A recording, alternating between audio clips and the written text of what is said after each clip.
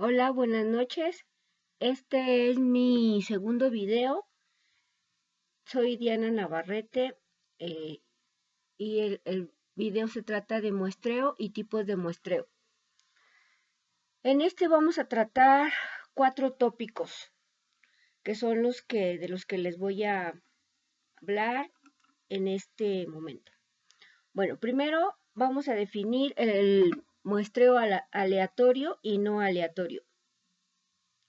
El muestreo aleatorio depende del tipo de muestreo que se haya elegido y que sea el adecuado para la investigación que se va a realizar. Sin embargo, se dice que es aleatorio cuando todos y cada una de las personas que van a intervenir en esta investigación tienen la misma probabilidad para ser elegidas. Y se dice que no es aleatorio cuando no todas las personas cumplen con esas características y entonces se tiene que elegir de manera más específica a las personas. Ok, ahora vamos a definir qué es el muestreo, los tipos de muestreo que existen para que de acuerdo a se elija el muestreo que se va a utilizar, ya sea aleatorio o no aleatorio. Los tipos de muestreo son muestreo aleatorio simple, que como su nombre lo dice, se eligen las personas al azar, siempre y cuando todas las personas cumplan con la misma probabilidad para ser elegidos. O sea, puede elegir a Juanita, a Paquita, a Margarita, a Cristina, a la que sea. Cualquiera cumple con las características que yo necesito. Ese es el aleatorio simple. El muestreo estratificado, divide a la población en grupos homogéneos, denominados estratos o clases, por decirlo así. Dice, los elementos dentro de cada estrato se seleccionan aleatoriamente, cumpliendo en proporción, por ejemplo. En este caso voy a poner el ejemplo de en una empresa hay personas que tienen diferente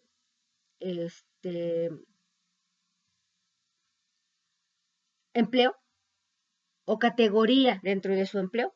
Por ejemplo, hay áreas, ¿no? Por ejemplo, donde yo trabajo, hay áreas que se definen como los que son de legal, como son los de advisory, los que son de finanzas, y hay diferentes áreas.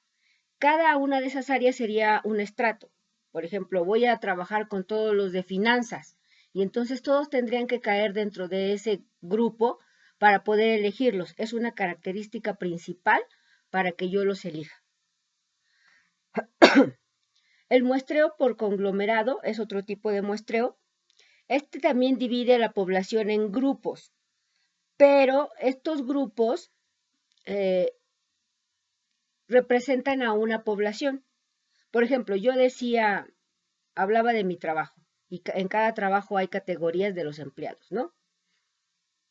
Sin embargo, por ejemplo, si yo trabajara en una farmacia, tendríamos que elegir el conglomerado de la farmacia que está en Polanco, la farmacia que está en San Cosme, la farmacia que está en Villacuapa, y cada uno de estos sería un conglomerado.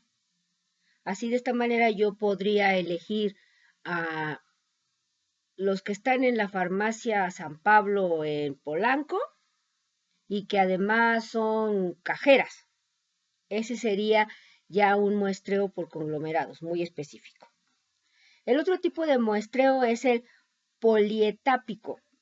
Es de acuerdo a etapas y dice que es una modificación del muestreo de conglomerados.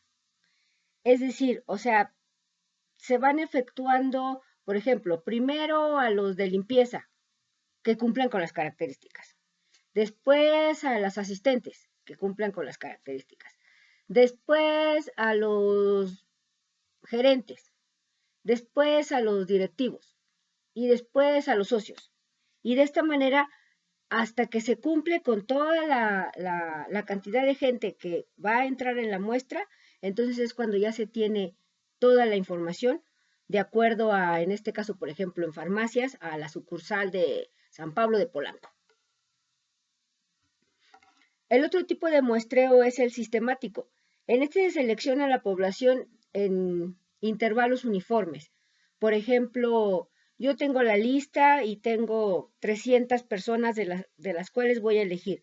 Pero para no hacerlo aleatorio, yo agarro la lista y empiezo a decir, bueno, cada 7 personas o cada 5 o cada el número que se me ocurra, voy a empezar a elegir a las personas. Entonces cuento 1, 2, 3, 4, 5 y aquí apareció Juanita Pérez. Juanita Pérez pasa a ser parte de la muestra. Y vuelvo a contar otros 5 y ahora aparece Carlos López. Entonces ahora Carlos pasa a ser parte de la muestra. Y así, de 5 en 5, de 5 en 5, hasta que completo mi número de personas que deben formar parte de mi muestra. Este es el muestreo sistemático. El otro tópico que se va a tratar en este video es el de para cuando no son aleatorias, cuando el muestreo no es aleatorio, también tiene sus características. El anterior fue para el que es aleatorio. Ahora los que no son aleatorios es, por ejemplo, el muestreo por cuotas.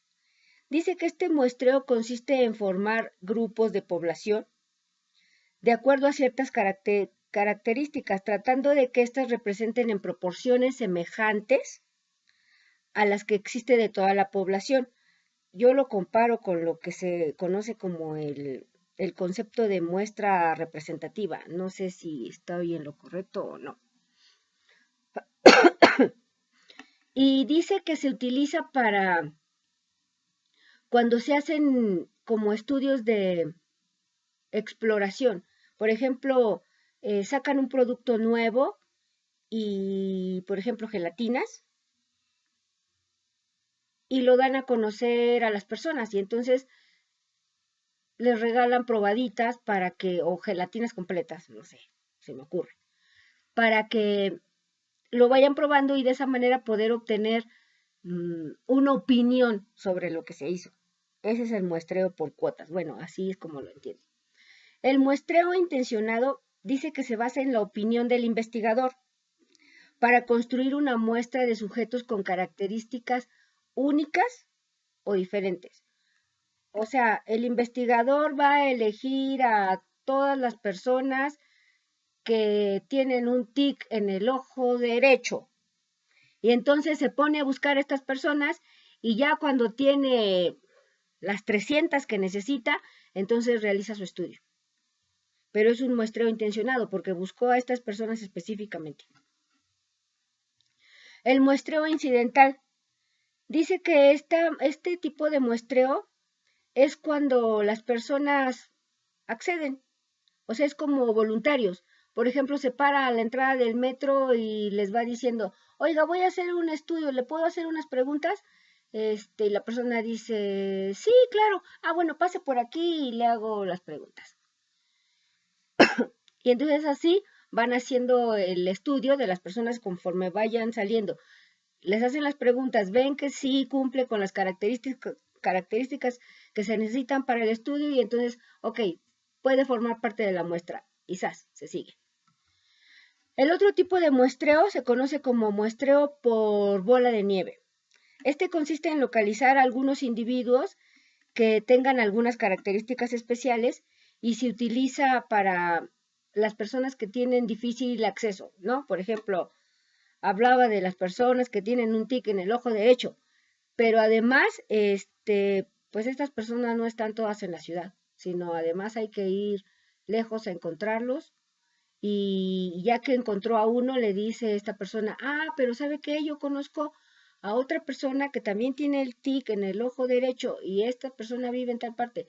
Es como ir haciendo referencias de que saben que esta persona cumple con esas características. Entonces ya el investigador toma nota y va y lo busca. Y ya llega con esa otra persona y le dice, oiga, ¿y conoce a alguien más que tenga estas características? Sí, a Perenganito que vive en tal lado. Y entonces ya se va a buscarlo. Y así va creciendo la cantidad de gente que va teniendo las mismas características y de esta manera se llama un muestreo por bola de nieve. Me suena así como muestreo por referencias, ¿no? Por ejemplo, cuando viene el de los seguros y dice, oiga, ¿y usted conoce a alguien más con quien me pueda recomendar? Ah, sí, le da 1 o 3 nombres de algunos amiguitos para que también les llame y les venda los mismos seguros. Y así se van haciendo de referencias. Bueno, así es como yo creo que funciona. Bueno, el tópico que sigue me pide que describa, más bien, sí, que describa algunos conceptos. Por ejemplo, el concepto de universo. Universo me parece que es todas las personas del mundo. Porque bueno, en alguno de los videos que nos dejó de ver, mencionaba que esto se aplica para personas. En psicología tratamos con personas, aunque hubo algunos estudios con animales, pero por lo regular van enfocados a personas. Entonces el universo serían todas las personas. La población serían, de ese total de personas, hay algunas personas que cumplen con ciertas características. Por ejemplo, todos los latinos. Todos los latinos es una cantidad bastante grande y yo no podría ponerme a encuestar a todas las personas latinas, pero es una población bastante grande que cumple con las características de ser latinos. Y ahora, una muestra. De esa población de latinos, tengo que elegir a un grupo que sean latinos, pero que yo pueda estudiarlos. Entonces, ya mi muestra, puedo tomar una cantidad de personas para poderles hacer mi estudio. Ahora, una muestra representativa tiene que contar con las características de la población. La población dice que la población son 3 millones de hombres y 4 millones de mujeres, en una relación de 4 a 3, por decirlo así. La muestra representativa quiere decir que yo voy a tomar también el porcentaje de 4 a 3, pero en chiquito. Entonces, por cada 4 hombres voy a elegir, por cada 4 mujeres voy a elegir 3 hombres. En esa proporción tengo que ir haciendo mi muestra representativa, de acuerdo a la variable sexo, pero pueden ser en otras variables. La unidad de muestreo no me quedó clara, pero supongo que es de acuerdo a la variable. Yo elijo el sexo y entonces mi unidad de muestreo va a ser femenino o masculino. No sé si esa sea la unidad de muestreo, no me quedó clara. Para los criterios de inclusión y exclusión de la muestra, son las características que me van a permitir filtrar a mi población. Si yo elijo las personas que tienen el tic en el ojo derecho, esa es una variable que yo tengo que elegir. Y los que cumplan con el tic en el ojo derecho los voy a incluir en mi muestra. Los que tengan tic en el ojo izquierdo no pueden participar porque yo necesito a los del tic del ojo derecho. Y entonces de esta manera los voy filtrando para llegar a mi muestra tal y como la necesito. Ahora, me dice que describa el papel de la estadística y la probabilidad en el muestreo. Bueno, es muy importante y es un monstruo porque yo puedo elegir lo que quiera, pero es muy importante poder elegir el mínimo requerido para mi muestra, para que yo pueda obtener un dato que realmente sea confiable. Y para eso tengo que meterme a los números y poder elegir el mínimo que se me pide para que yo pueda hacer una estadística o una probabilidad de lo que se me está pidiendo. de acuerdo a la población. Yo puedo decir, en la escuela primaria fulanita, República de China, en esta escuela necesito saber cuántos niños tienen o padecen depresión. Mi población va a ser los alumnos de esa escuela. No puedo irme a otra escuela porque no me interesan otras escuelas, me interesa esa población de esa escuela. Esa es mi población. Y mi muestra a lo mejor va a ser los niños de quinto semestre, de quinto año. Y entonces los niños de quinto año van a formar parte de lo que va a ser mi muestra. Y entonces con ellos voy a trabajar. Y es importante porque de acuerdo a la información que yo obtenga, es como se les va a poder ayudar a esos niños o no se les va a poder ayudar. Si todas las escuelas hacen ese mismo estudio, cada una, y todos esos estudios se juntan y se llevan a la SEP va a poder determinar cuántos niños en todo el Distrito Federal, por decir algo, si después juntamos todos los estados, el Distrito Federal, Michoacán, el Estado de México, así, la SEP va a poder determinar si hace o no hace falta ayuda en cada escuela.